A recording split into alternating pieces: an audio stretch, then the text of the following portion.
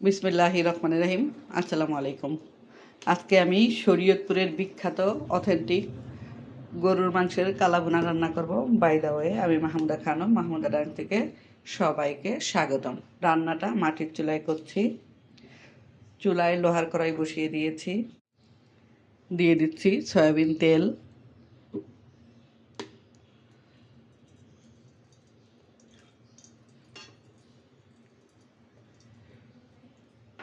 আর দিয়ে দিচ্ছি পেঁয়াজ।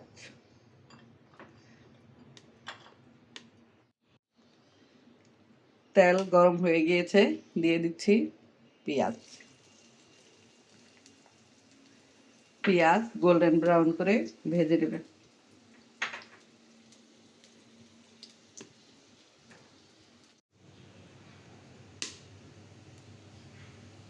পেঁয়াজ ভাজা হয়েছে, দিয়ে দিলাম গরম মশলা, এলাচ, গোলমরিচ আর আস্তা জিরা।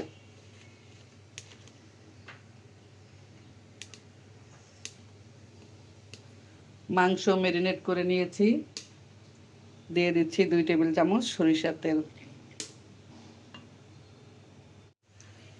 পেঁয়াজ অলমোস্ট ভাজা হয়ে গিয়েছে, এখন দিয়ে দিচ্ছি ম্যারিনেট করা মাংসগুলো।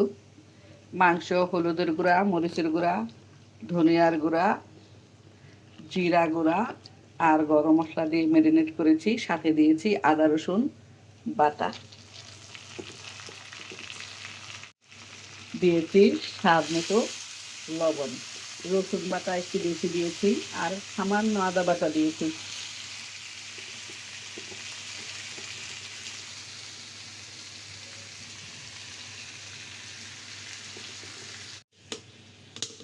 এখন নেড়ে চেড়ে ঢাকনা দিয়ে ঢেকে রান্নাটা করব।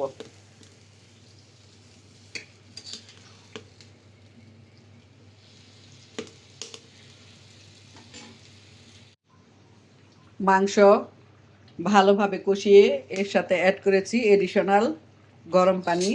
এখন এই রান্নার মূল উপাদান কলিজা, ফ্যাপসা, তিল্লি আর হচ্ছে গুদ্দা দিয়ে দিচ্ছি। রান্না 75% হওয়ার পরে আমি দিয়ে দিলাম কলিজাগুলো। কলিজা ফ্যাপসা আগে সিদ্ধ করে নিয়েছিলাম, তারপরে আমি মাংসের সাথে দিয়েছি। কিছুক্ষণ রান্না করে নিলাম। এ পর্যায়ে দিয়ে দিচ্ছি শাহি গরম মশলা গুঁড়া।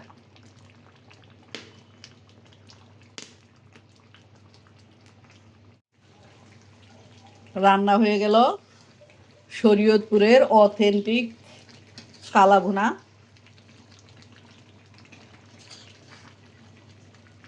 কয়লার আগুনে আরও 20 মিনিট আধা ঘন্টা বসিয়ে রাখবো ঢাকনা দিয়ে ঢেকে। ফিরে আসলাম প্রায় আধা ঘন্টা পরে। কয়লার আগুনে ঢাকনা দিয়ে ঢেকে কালাভুনা বসিয়ে রেখেছিলাম। এই হচ্ছে কালাভুনার ফাইনাল লুক।